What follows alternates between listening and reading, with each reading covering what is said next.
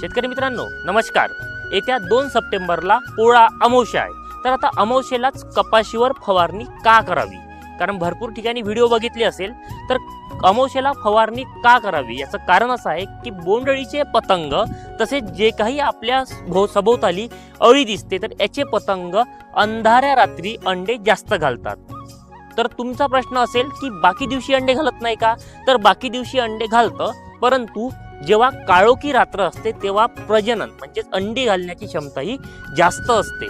तर त्याच्यामुळे पोळ्याच्या 2 दिवसा अगोदर तसेच 2 दिवसानंतर तुम्ही जर फवारणी केली, अगोदर केली असेल तर नंतर करायची गरज नाही आणि अगोदर नसेल केली तर नंतर करावी लागेल। तर तुम्हाला जर पोळ्या अमावस्येला फवारणी करायची असेल तर 2 दिवसा अगोदर किंवा 2 दिवसानंतर तुम्ही फवारणी करा आणि आपल्या कपाशीवरची बोंडअळीचा थोड्याफार प्रमाणामध्ये नियंत्रित ठेवा। याच्यामुळे तुम्हाला उत्पादनामध्ये समोर चांगली वाढ दिसून